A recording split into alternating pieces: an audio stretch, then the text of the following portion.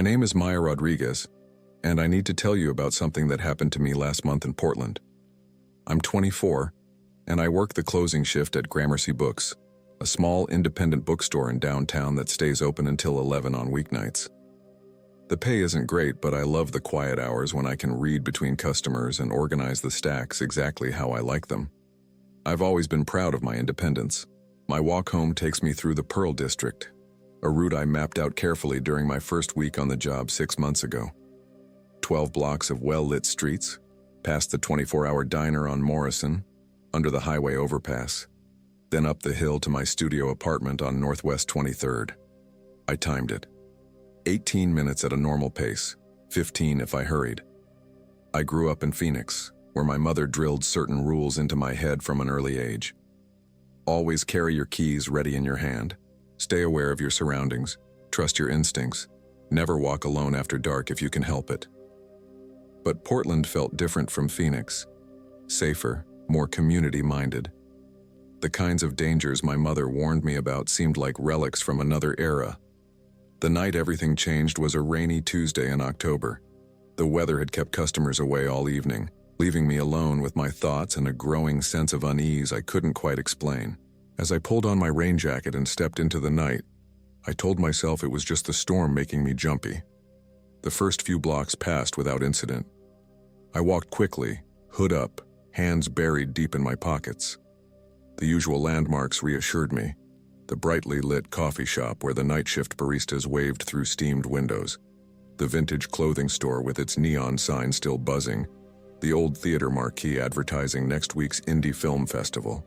But as I approached the underpass, a concrete tunnel that carries traffic overhead while pedestrians walk through a tiled corridor below, something made me pause. The tunnel's fluorescent lights hummed and flickered, casting harsh shadows that seemed to move independently. I'd walked through this underpass dozens of times, but tonight it felt different, threatening. I pulled out my phone to check the time, 11:47 p.m. Marcus, my co-worker who usually gave me rides home, had called in sick with food poisoning. My friend Jess lived on the other side of town and had already gone to bed. I considered calling an Uber, but my checking account was running low until payday Friday, and the ride would cost $20 I didn't really have. Don't be ridiculous, I told myself. It's just a tunnel. I entered the underpass, my footsteps echoing off the wet concrete. Halfway through, I heard something that made my skin crawl. Another set of footsteps, perfectly synchronized with mine, but coming from behind. When I slowed down, they slowed down. When I sped up, they matched my pace exactly. I stopped completely and turned around. The tunnel stretched empty behind me, lit by the stuttering fluorescent bulbs. But I could swear I heard breathing that wasn't my own. My hands trembled as I fumbled for my phone's flashlight. The bright LED beam revealed nothing but wet concrete and scattered litter. Yet the feeling of being watched pressed against me like a physical weight. I hurried through the rest of the tunnel and emerged onto the street, relief flooding through me as I saw the familiar intersection ahead. Only 2 more blocks to go. But as I turned onto my street, I noticed a white panel van parked across from my building. A van that definitely hadn't been there when I left for work that morning. The vehicle sat with its engine running, exhaust visible in the cold night air. Its windows were tinted dark enough that I couldn't see inside, but I had the distinct impression that someone was watching me from within. I slowed my pace, trying to appear casual while my mind raced. Should I walk past my building and circle back? Should I call someone? But who would I call at nearly midnight on a Tuesday? My mother lived 2,000 miles away, and I'd only lived in Portland long enough to make a few work friends, none close enough to wake up for something that might just be paranoia. I decided to test my suspicions. Instead of turning toward my apartment building, I continued straight, walking an extra block before doubling back via the parallel street. When I merged onto my original street again, the van was gone. See? I told myself. Just someone waiting to pick up a friend. You're being crazy. I climbed the 3 flights to my apartment, key ready in my hand just like my mother had taught me. As I unlocked my door, I glanced back down the stairwell and froze.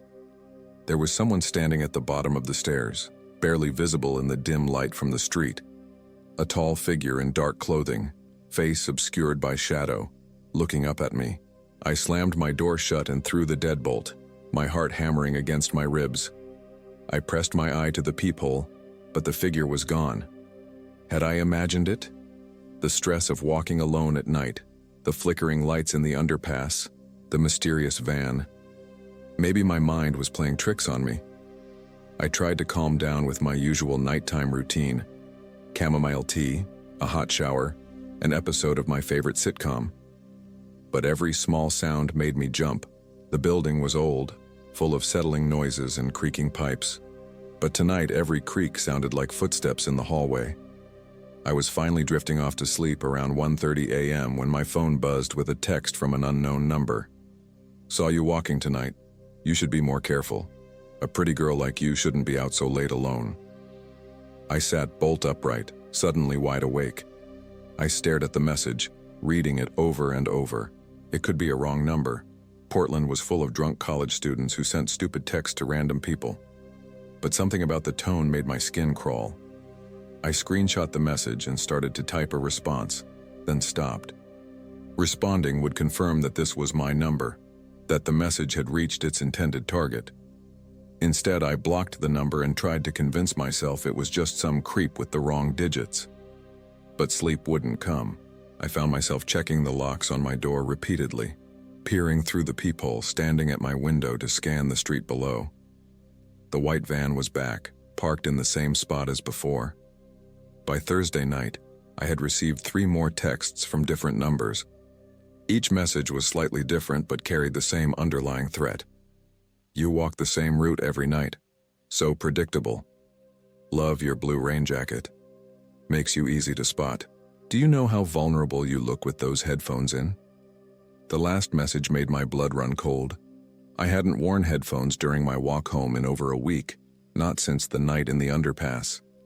Whoever was sending these messages wasn't just watching me now. They'd been watching me for much longer. I called in sick to work Friday night.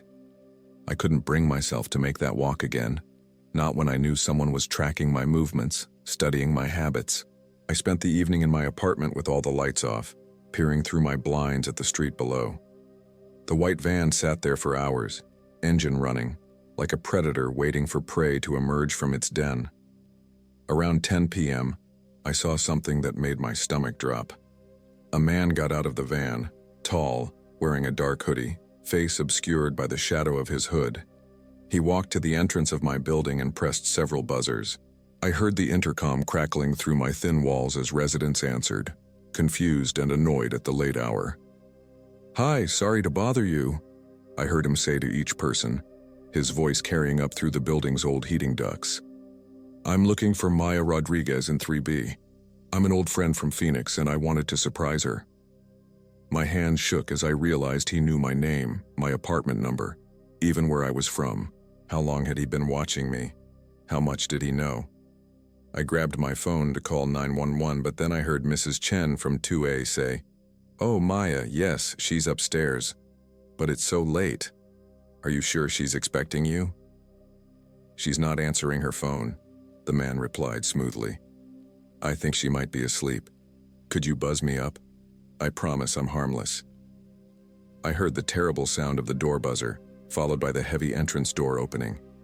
Footsteps echoed in the stairwell below, slow, deliberate steps climbing toward my floor. I called 911, whispering frantically into the phone as the operator tried to calm me down and get my address. The footsteps stopped outside my door. I could see the shadow of feet blocking the light under my doorframe. 3 soft knocks. Then a voice, quiet and sickeningly familiar, from the underpass tunnel. "Maya, I know you're in there. I just want to talk." "The police are on their way," I called out, trying to keep my voice steady. He laughed, a sound that made every hair on my body stand up. "No, they're not. You didn't have time to call anyone before I got up here. But that's okay. I like that you're scared. It makes this more fun." The knocking stopped, but I could still see his shadow under the door. Minutes passed in silence. I stayed pressed against the far wall, phone clutched in my hand, waiting for the sound of sirens. When they finally came, 6 minutes that felt like hours later, I heard his footsteps retreating quickly down the stairs. By the time the police reached my floor, he was gone. The white van was gone too, leaving no trace except for the terror carved into my memory and the screenshots of those text messages on my phone. The officer who took my statement was kind but clearly overwhelmed. Without a clear description or license plate number, there's not much we can do except increase patrols in the area, he told me. But you did the right thing calling us. This guy sounds dangerous. I spent the rest of that weekend at my friend Jess's place, afraid to go back to my apartment. When I finally did return, I found something that nearly made me vomit. A note slipped under my door, written in the same handwriting I'd seen on those text messages. You can't hide from me forever, Maya. I know where you work, where you live, where you shop for groceries. I know you like vanilla lattes and true crime podcasts. I know you call your mother every Sunday at 2 p.m. I know everything about you. And soon, you'll know me too. That was 3 weeks ago. I've since quit my job at the bookstore, broken my lease, and moved back in with my mother in Phoenix. I'm sharing this story because the Portland police told me they've received similar reports from 2 other young women in the area, women who also walked alone at night, who also received threatening texts from unknown numbers, who also saw that white van parked outside their homes. One of those women, a 26-year-old named Sarah, disappeared last Tuesday night while walking home from her job at a downtown restaurant. Her phone was found in the underpass where I first heard those synchronized footsteps. Screen cracked, battery dead. If you're a woman who walks alone at night in Portland or anywhere else, please be careful. Please trust your instincts. That feeling of being watched, those footsteps that match your pace, that van that seems to appear wherever you go. Don't dismiss these things as paranoia. I was lucky. Sarah wasn't. And whoever is doing this is still out there, still watching, still waiting for the next woman who thinks she's safe walking alone in the dark. The police have my statement, my screenshots, my story, but they need more. If you've seen a white panel van, if you've received similar texts, if you've felt those eyes watching you from the shadows, please call the Portland Police Bureau. Ask for Detective Williams in the Special Victims Unit. Don't become another Sarah. Don't assume you're safe just because you've made that walk 100 times before. Because the truth is, none of us are safe. Not until they catch him. And based on what I've learned in the 3 weeks since I escaped, I'm not sure they ever will.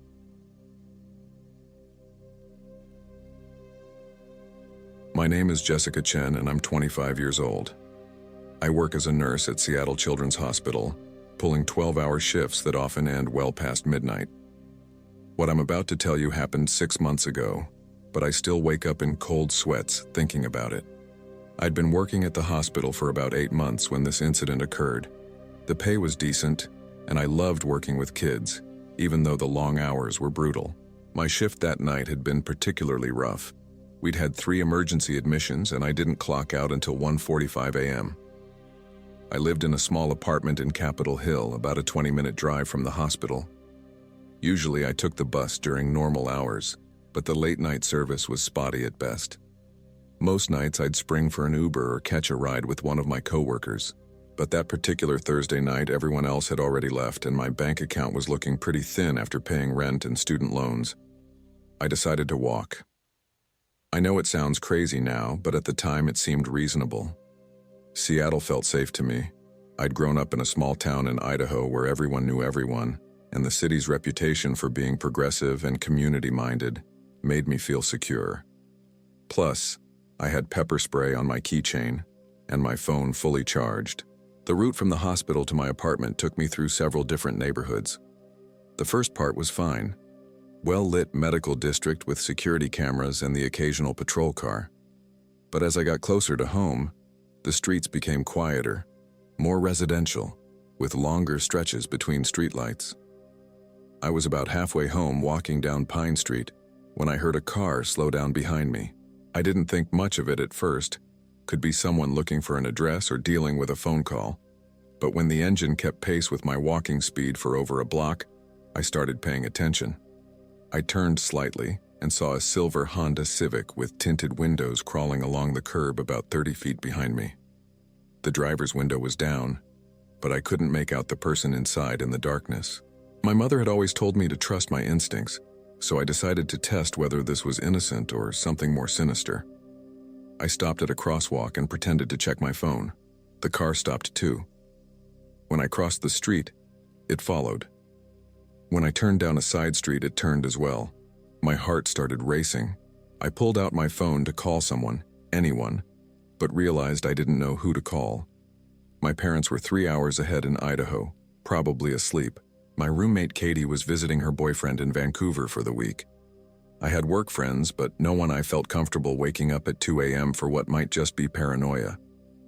I decided to keep walking and see if the car would lose interest. Maybe it was just someone who was lost and thought I looked approachable. But as I continued toward my neighborhood, the Honda stayed right behind me, matching my pace exactly. Then the driver called out to me, "Excuse me, hey, excuse me." I stopped but didn't turn around completely. In my peripheral vision, I could see the car had pulled up to the curb about 10 feet away. "I'm sorry to bother you so late," the voice said. It was a man, probably in his 30s, with a friendly tone that sounded genuinely apologetic. "I'm completely lost and my phone died.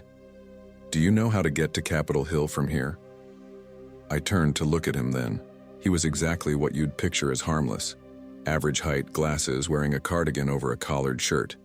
He looked like he could be a teacher or a librarian. His car was clean, had a Coexist bumper sticker, and I could see what looked like reusable grocery bags in the back seat.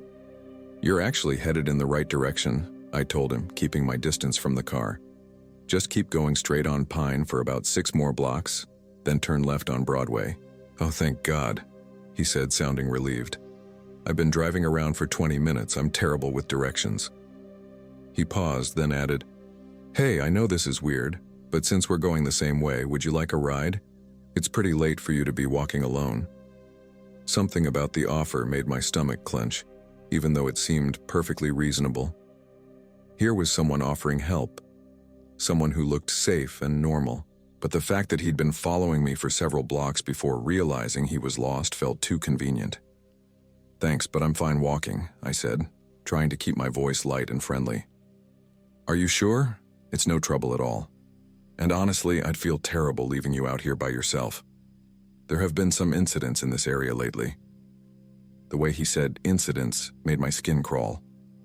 "What kind of incidents?" "Oh, just some break-ins, that sort of thing. A friend of mine who lives around here was telling me about it." He leaned forward slightly. "Come on, let me give you a ride. I promise I'm not a serial killer or anything." The fact that he felt the need to explicitly say he wasn't a serial killer was exactly the kind of red flag my mom had warned me about. Normal people don't usually have to clarify that they're not murderers. "I really appreciate the offer, but I'm meeting someone just a few blocks from here," I lied. "My boyfriend is picking me up." The man's expression shifted slightly. The friendly concern was still there, but something else flickered across his face. Disappointment? Irritation? "Oh, okay," he said. "Well, be careful out there." I nodded and started walking again, expecting to hear his car drive away. Instead, the engine stayed right behind me. I walked faster. The car matched my pace. I pulled out my phone and pretended to make a call. "Hey babe, yeah, I'm almost there. About 3 blocks away." "Okay, see you in a few minutes." I spoke loudly enough that the driver could definitely hear me. The car finally passed me and continued down the street. I watched its taillights disappear around a corner and felt a wave of relief wash over me. Maybe I had been paranoid. Maybe he really was just lost and trying to be helpful. But 10 minutes later, as I turned onto my street, I saw the same silver Honda parked about half a block from my apartment building. The engine was off, but I could see a figure sitting in the driver's seat. My hand shook as I stopped walking. He hadn't been lost. He'd been following me home. I ducked behind a parked van and called 911. The dispatcher was professional but seemed skeptical when I explained the situation. "Has this person threatened you in any way?" she asked. "No, but he followed me for over a mile, lied about being lost, and now he's parked outside my building. Did you see him exit the vehicle or approach your building?"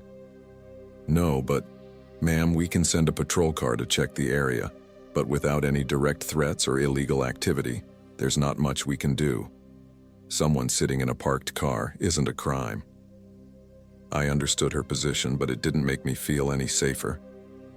I stayed hidden behind the van, watching the Honda. After about 20 minutes, I saw the driver get out of the car.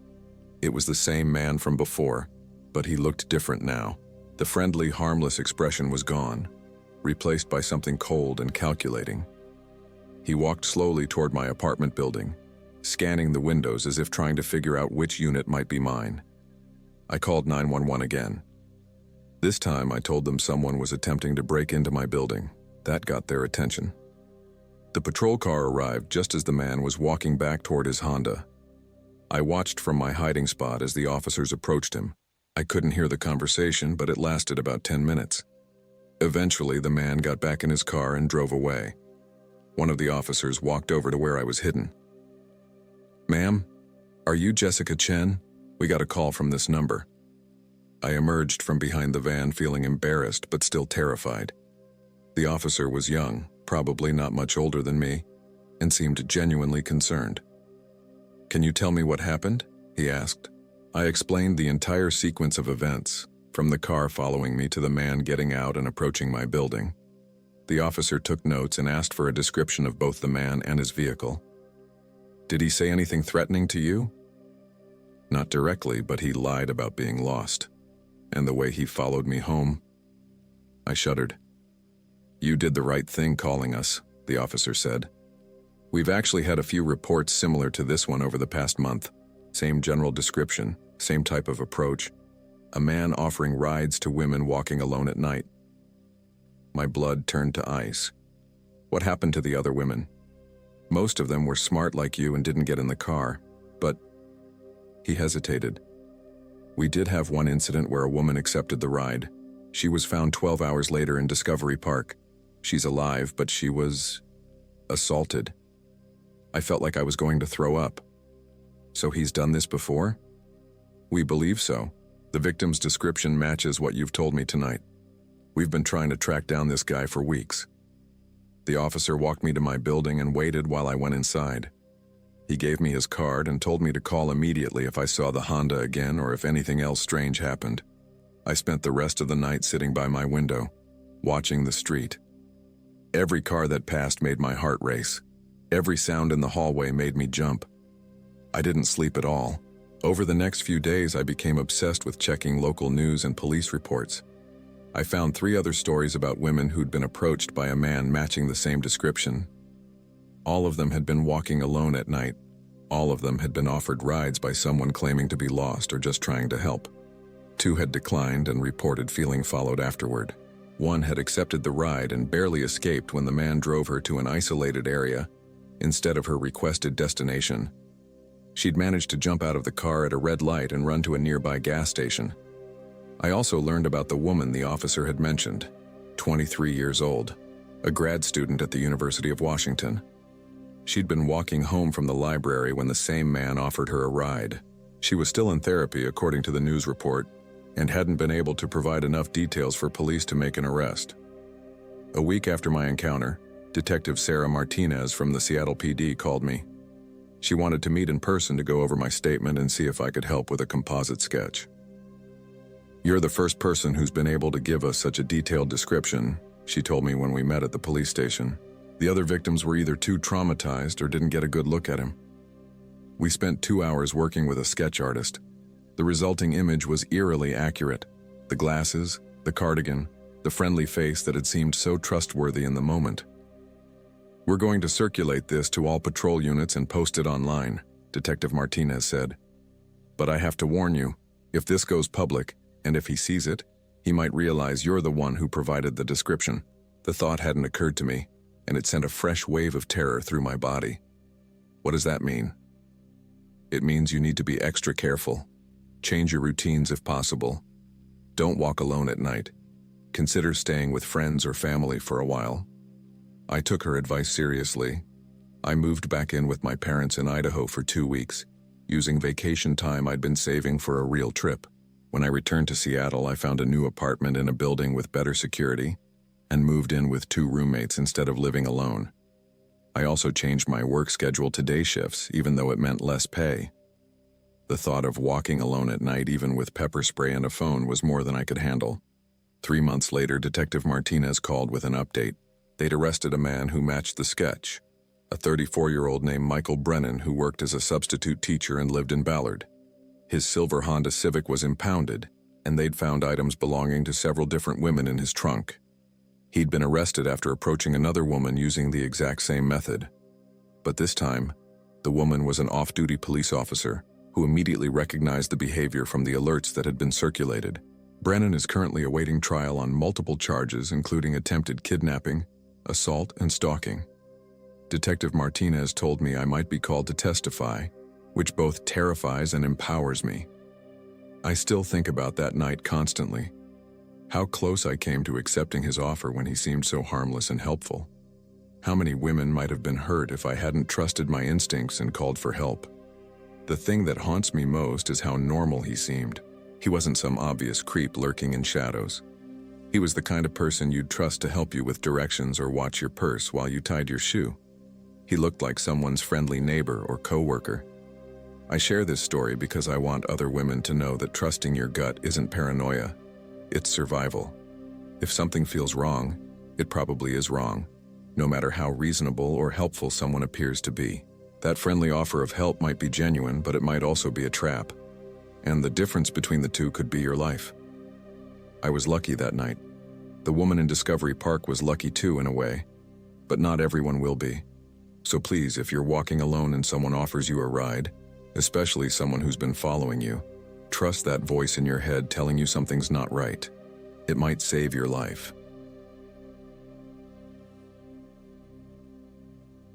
My name is Amanda Parker and I'm 22 years old. I work at a 24-hour diner called Mel's on the outskirts of Denver, Colorado. What happened to me 3 months ago still gives me nightmares, but I'm sharing this story because I think other women need to hear it. I'd been working the graveyard shift at Mel's for about 4 months when this incident occurred. The job wasn't glamorous, serving coffee to truckers, taxi drivers, and insomniacs from 11 p.m. to 7 a.m., but it paid better than day shifts because of the differential, and I desperately needed the money to pay for community college. The diner sits on a long stretch of highway about 2 miles outside the main part of town. During the day, it's busy with travelers and locals, but at night, especially after 3 a.m., it can go hours without a single customer. Just me, the cook, and whoever happened to wander in looking for coffee and pie.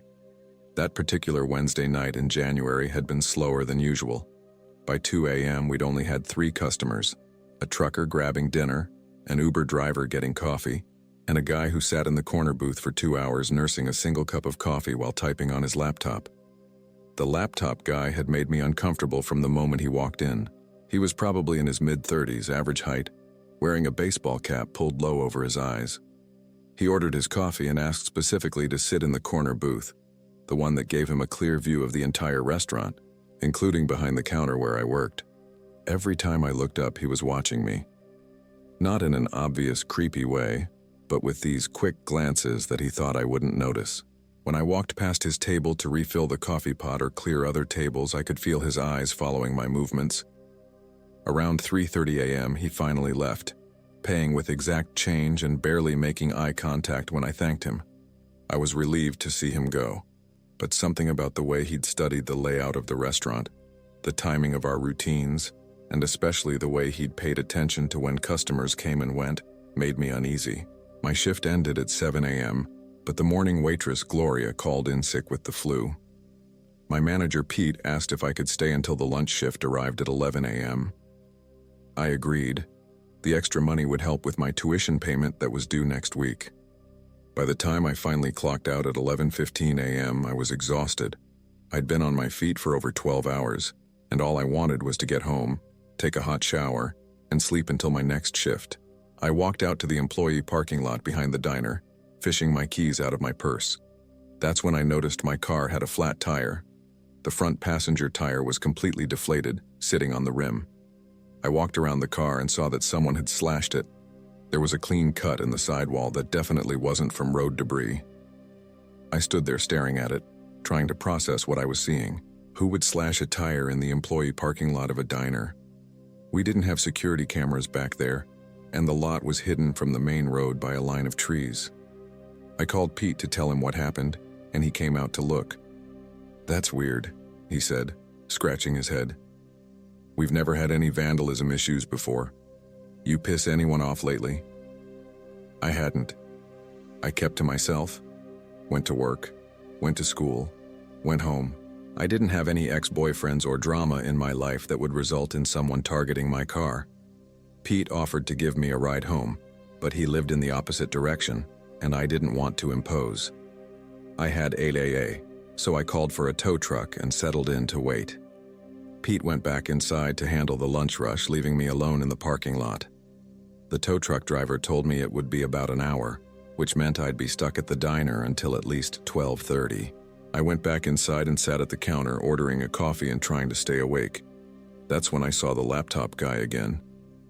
He was sitting in his car in the main parking lot, the same baseball cap pulled low, watching the diner through the front windows. When he saw me looking back at him, he started his engine and drove away. A chill ran down my spine. Had he slashed my tire? Was he waiting to see if I'd be stranded? I mentioned it to Pete, who looked out the window but didn't see the car. "You sure it was the same guy?" he asked. I was sure.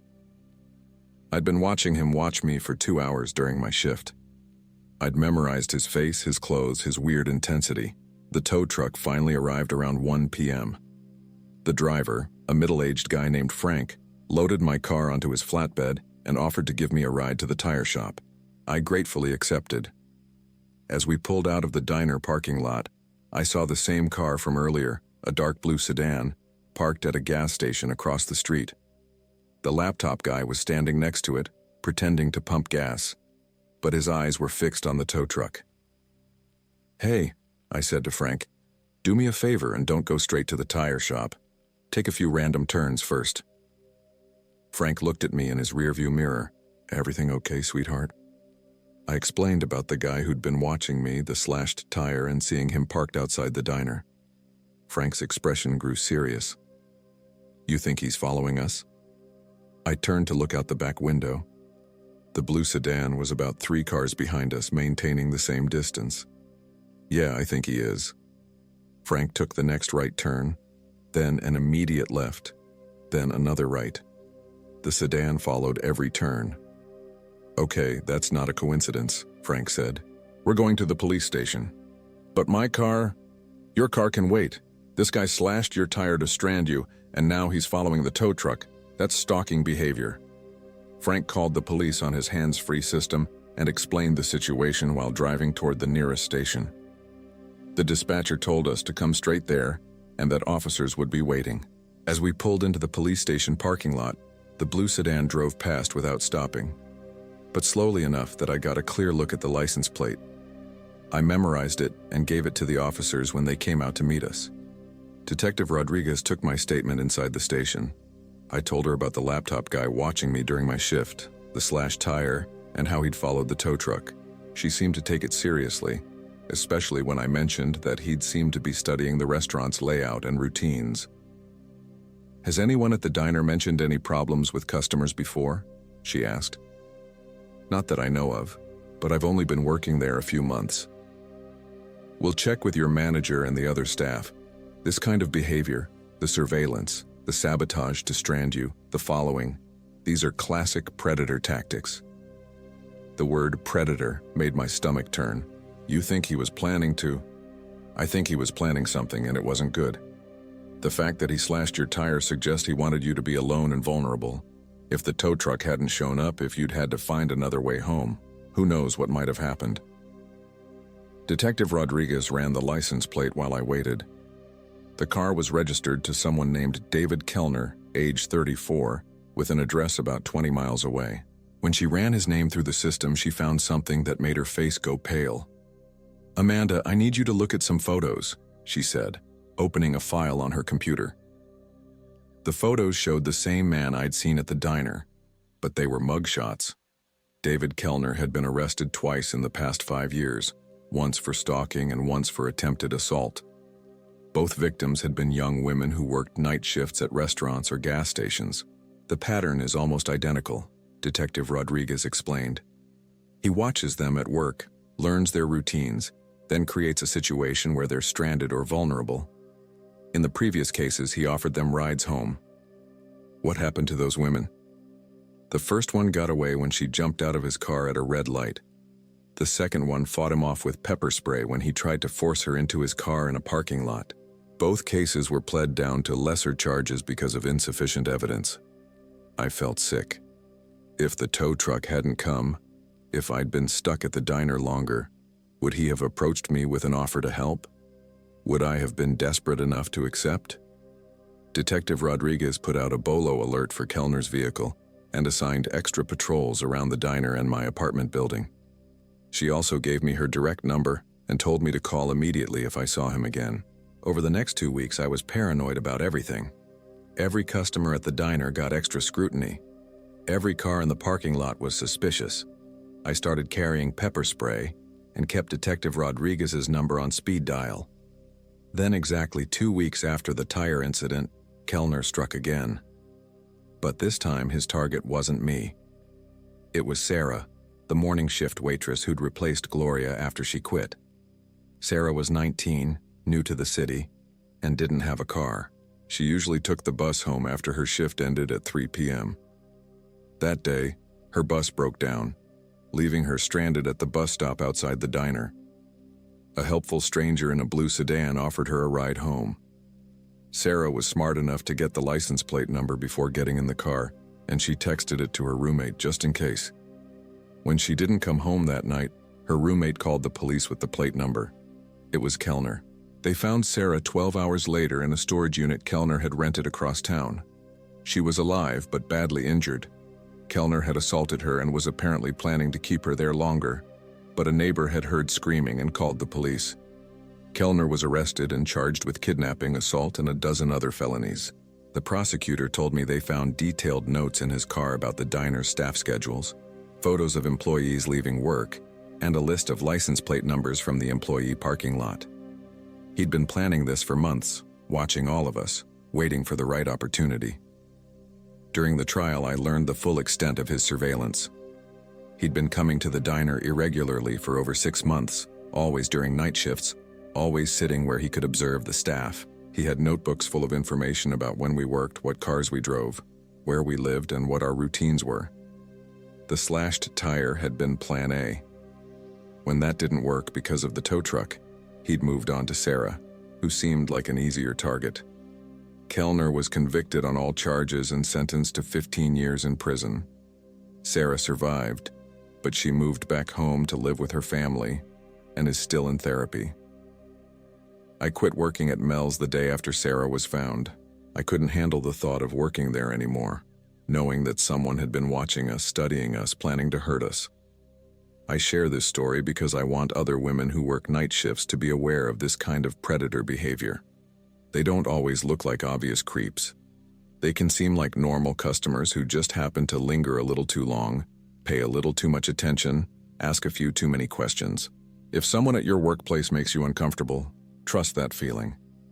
If your car is vandalized in a way that strands you, don't accept rides from strangers, no matter how helpful they seem. And if you notice someone watching you, learning your routines, showing up repeatedly, report it. The police told me that predators like Kellner specifically target women who work alone during vulnerable hours.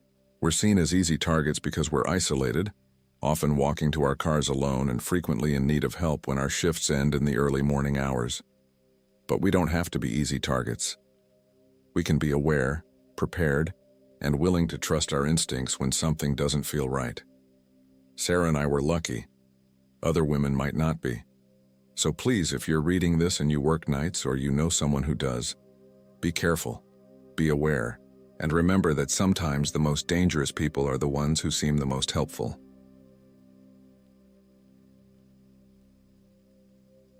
My name is Rachel Morrison and I'm 26 years old. I work as a bartender at a craft cocktail place called the Brass Monkey in downtown Austin, Texas.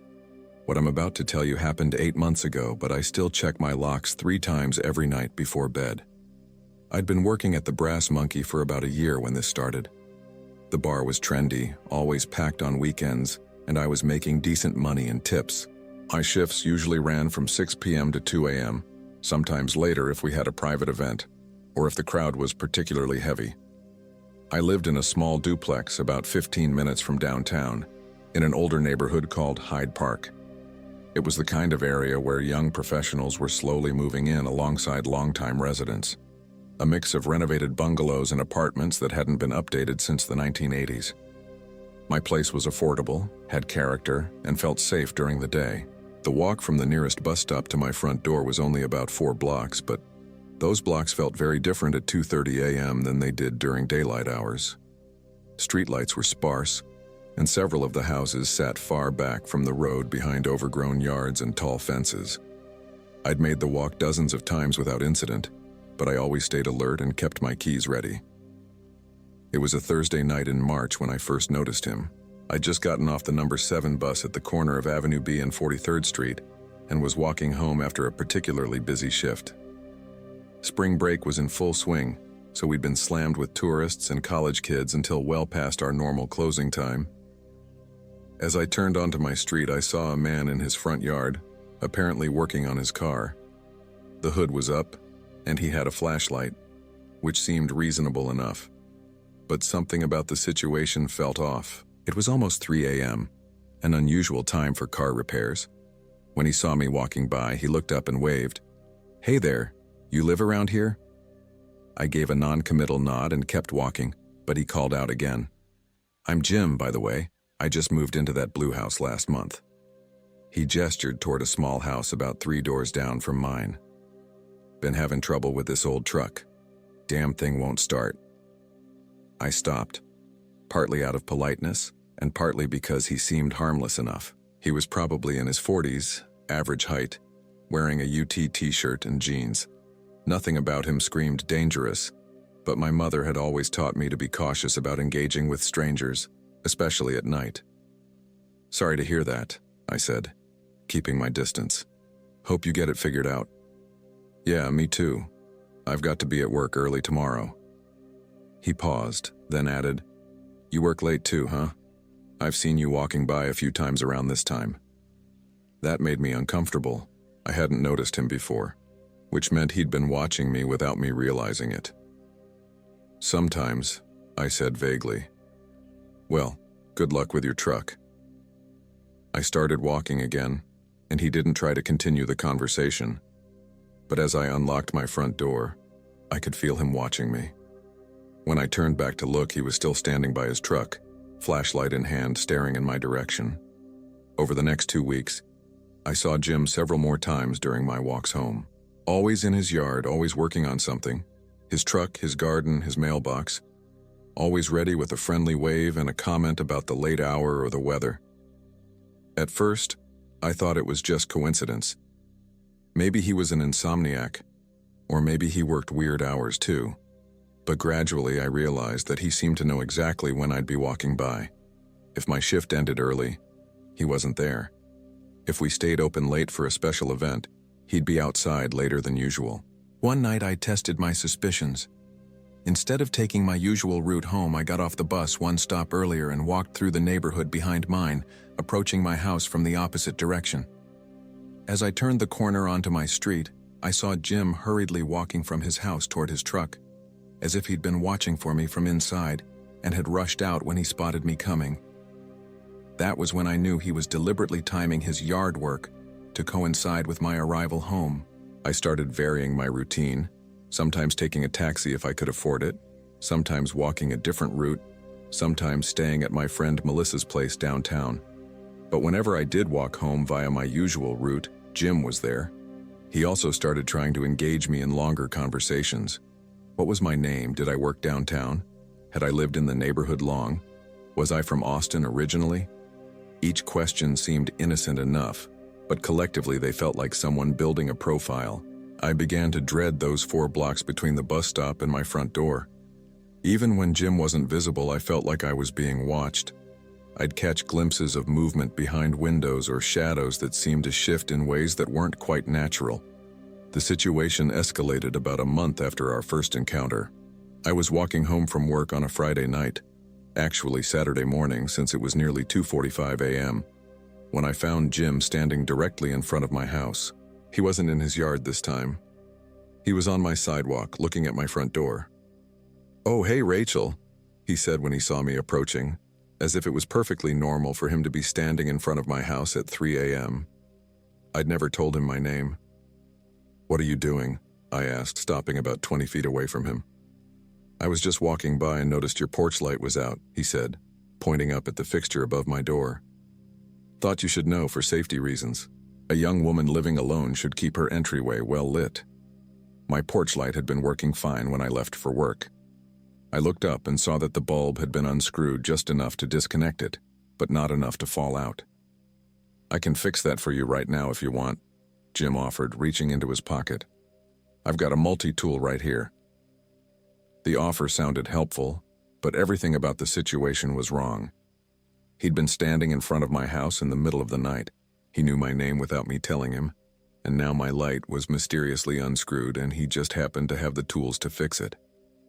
"That's okay," I said, pulling out my phone. "I'll handle it tomorrow."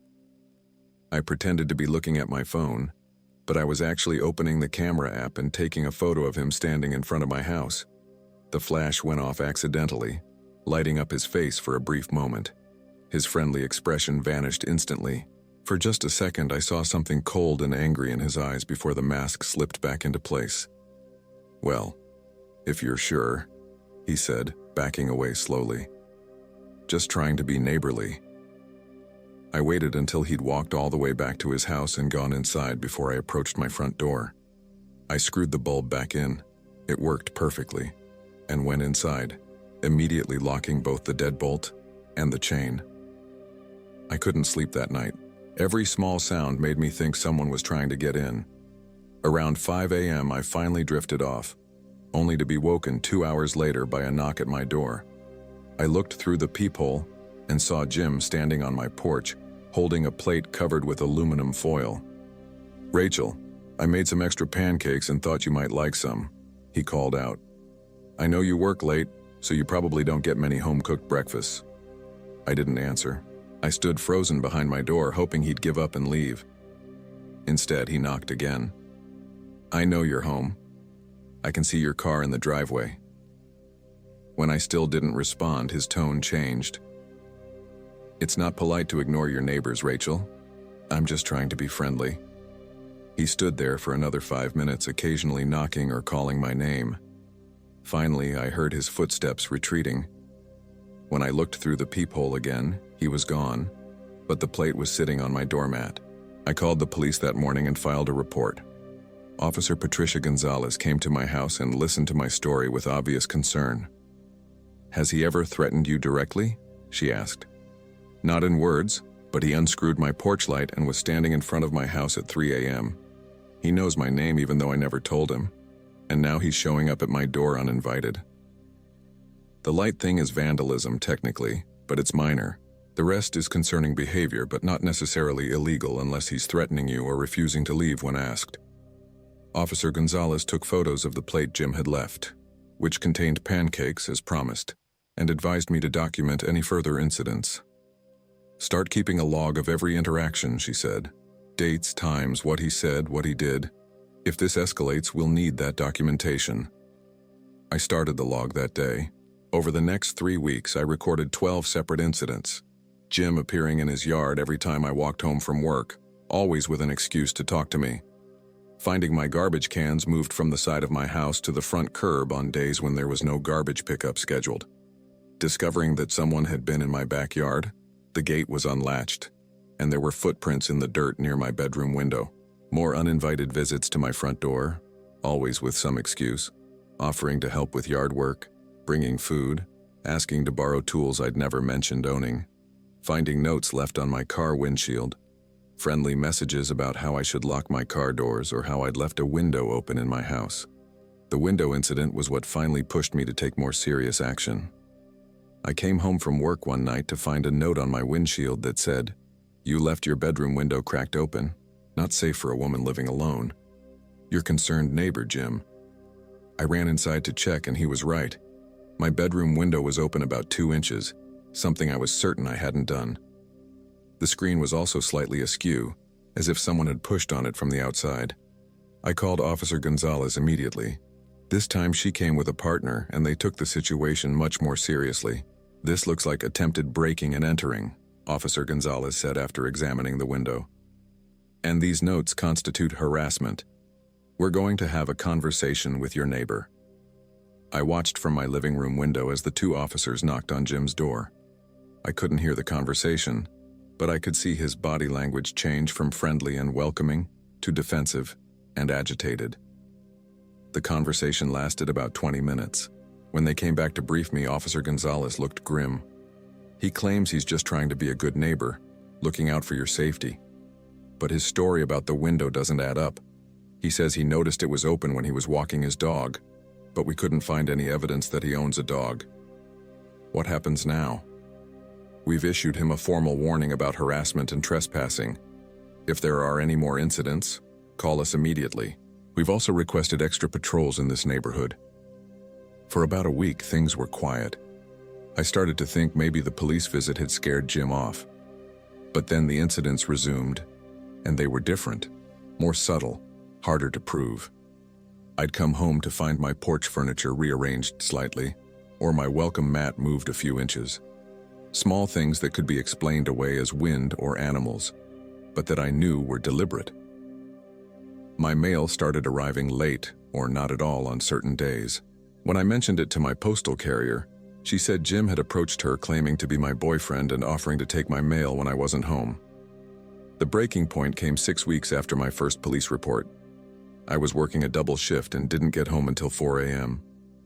As I approached my house, I saw that every light was on. Lights I knew I'd turned off before leaving for work. My front door was standing wide open. I called 911 from the sidewalk, too scared to go inside. 3 patrol cars arrived within minutes, and the officers searched my house thoroughly. They found Jim hiding in my bedroom closet. He'd used a crowbar to pry open the back door, then spent several hours going through my belongings. They found evidence that he'd been taking photos of my personal items, my clothes, my bed. He had a notebook with detailed observations about my daily routines, work schedule, and even what I typically ate for breakfast. Most disturbing was a detailed plan he'd written describing how he intended to take care of me. I won't repeat the specifics, but it involved kidnapping, assault, and worse. Jim was arrested and charged with breaking and entering, stalking, harassment, and attempted kidnapping. During the investigation, police discovered he'd done this before, to at least 3 other women in different cities over the past decade. He'd moved to a new neighborhood, choose a woman who lived alone and worked late hours, then begin his campaign of neighborly surveillance and harassment. In 2 previous cases, he'd actually succeeded in abducting his victims, though both had eventually escaped. Jim pleaded guilty to avoid trial and was sentenced to 12 years in prison. The detective assigned to my case told me I was lucky. Lucky that I'd documented everything. Lucky that I'd called police when I did. And lucky that they'd found him before he could complete whatever he'd been planning. I moved out of that neighborhood immediately, and now live in a secured apartment complex with cameras and on-site security. I still work at the Brass Monkey, but I take ride shares home instead of the bus, even though it's expensive. I'm sharing this story because I want other women to know that dangerous people don't always look dangerous. Jim seemed like a perfectly normal neighbor, middle-aged, friendly, the kind of guy who'd offer to help you carry groceries or fix a flat tire. But normal-seeming people can be predators too, and sometimes the most dangerous ones are the ones who live right next door, watching your routines, learning your vulnerabilities, waiting for the right moment to strike. If someone is paying too much attention to your schedule, asking too many personal questions, or showing up in your life more often than coincidence would explain, trust your instincts. Document everything. Call the police. Don't worry about seeming paranoid or rude. I almost didn't report Jim's behavior because it seemed so minor at first. Just a friendly neighbor who talked too much. But those small violations of boundaries were actually the beginning of something much worse. You don't owe anyone your time, attention, or personal information just because they live nearby or seem nice. Your safety is more important than being polite to someone who makes you uncomfortable. I learned that lesson the hard way. I hope you won't have to.